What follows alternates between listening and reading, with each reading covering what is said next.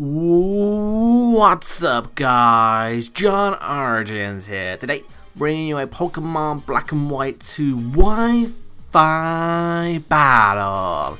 Playing against Jirachiii in the RU tier. And this was a pretty old game because no one plays Wi-Fi anymore.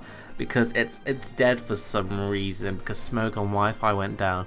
Everyone's playing Showdown, so I'm going to have to go into the depths of hell to find this game for you lot. And it's actually a pretty sweet game. I was actually intending to save this game for something else, but I ended up keeping it around, and this is where we are today. Using my favorite team of the decade. I haven't used it in a while, but it's got some nice stuff going for it. It's got that Choice Scarf Typhlosion and that Kabutops, who could do work against this Entei. Kabutops is pretty solid against Entei in the long run, if I get a free switch into it. But we'll have to see how the match goes, as I'm going to lead off with the Jirachiii, as he leads off with... It is Jirachiii, right? I'm not Mesprit as of... Yeah, it's Jirachiii, don't worry about it. I know my Pokemon. He leads off with the Druddigon. I'm going to set up my screens as he goes for the Glare. I don't mind being paralyzed. I am especially defensive, so I don't care about no speed. As long as paralyzation doesn't come into play later on in the game, I should be fine. And since why would a para affect the game at all? So yeah, that's the thing. I'm going to set up both my screens as he Dragon Tails me out. Hopefully not into Typhlosion because of Stealth Rocks. Into Typhlosion because Stealth Rocks are a thing. Yeah, so immediately my Eruption is out of the question. I don't have a Spinner, which completely gets rid of my Eruption anyway. But why so early? It takes unnecessary Stealth Rocks damage, which could have been avoided. And now with the Intimidate and the Reflect, this Earthquake did negative damage pretty much. Oh, Qwilfish is bulky with the Reflect up. And I am free to get up a layer of spikes. Hitmonchan does have the potential to Rapid Spin though, which is scary, but I figure I can take any hit. I've got a Reflect up, Qwilfish is max defense, Hitmonchan is an alright attacker. He does go for the Fun Punch, which initially scared me, but when that damage happened, I was like, poof, I can take them all day, and I do successfully get off a T-Wave on the Hitmonchan, which is fantabulous for me. Here I figure I can take a T-Punch, I can take a Drain Punch with my Gurlock. Why not go into that? And then he reveals the Rapid Spin to me, so luckily I switched out into a Gurlock there to take the hit, and now my Choice Banded Dynamic Punching Gurlock is doing itself some work. Yes, hitting that Druddigon really hard. I do get the rough skin damage a few times, but I don't mind. And my Reflect and my screen are going to be wearing off soon, which honestly I'm fine with.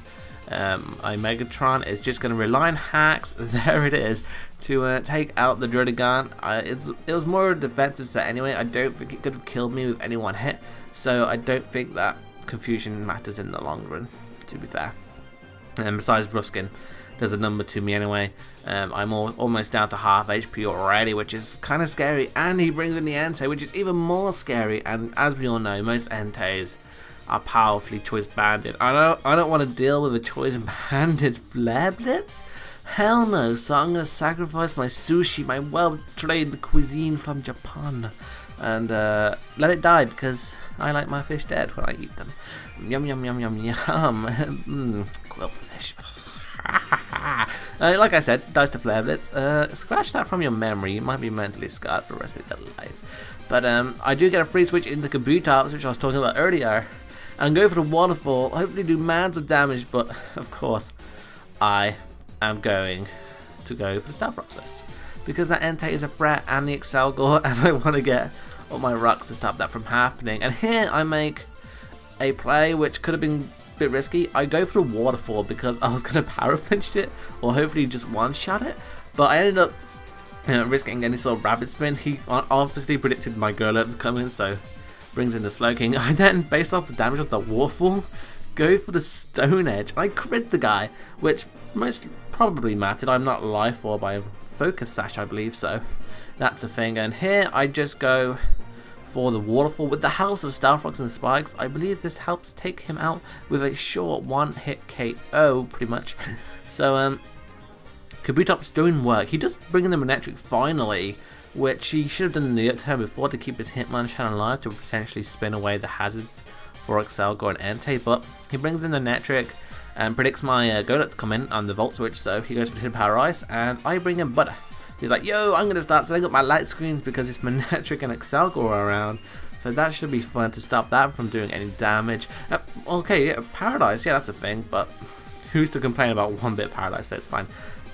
This turn, I believe I'm actually going to go for the T-Wave, knowing that Excelgor is a fast puppy, and I want to stop it in its tracks by, you know, breaking its legs or something, or paralyzing it.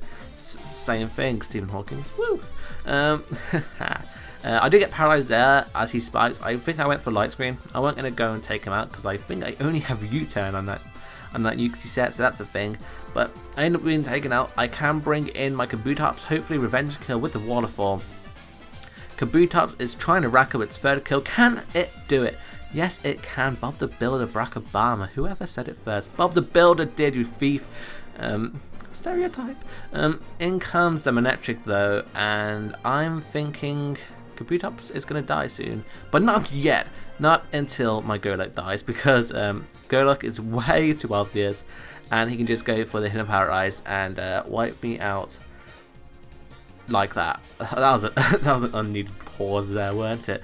Adding dramatic effect. I was actually just looking into the distance, like thinking about life or something. But I do get a free switch into my my Typhlosion because he went for the Hidden Power Ice. I'm free to go for Fire Blast. I know he has an Entei, but based on Stealth Rocks and Spikes, I was really hoping this would kill. But because I'm Scarfed and not Specs, and I think I'm modest, but I don't end up taking out the Entei, and now he can go for the Extreme Speed or something. So I'm going to go into my Ice Slash and try and live a couple of them, but because of Stealth Rocks and Spikes, it's not looking too good for me, and I'm not leftovers, so that's a thing. And yep, that's a 2-hit KO, and Extreme Speed out priorities Aqua Jet, which makes me cry a bit inside, but I believe I do have Sceptile for this situation right here. Yep, in comes no games to played on this day. I can bring it in. I more than likely can take an Extreme Speed from an Entei, so I should be able to take it out with the Giga Drain, which I do. And it's going to come down to the Y here. I believe it's Manectric versus my very weak Sceptile and my Typhlosion. And Manectric is more than likely Scarfed, so unless my Typhlosion, who is Scarfed as well, doesn't outspeed him, I'm screwed to lose the game. And I might not even survive Stealth Rock entry. And if I do, it's going to come down to the Y. Who will outspeed who? So I bring in John, my Typhlosion. Do I live? I live the Stealth Rocks on 1 HP, but he outspeeds me, goes for the T-Bot, takes me out, gets that very critical crit. I would have lived that, probably, maybe. But anyway, that's going to be the game, people. If you enjoyed it, leave a like, rating, comment, and subscribe. I've been JohnOrigins, and I'm out, so peace.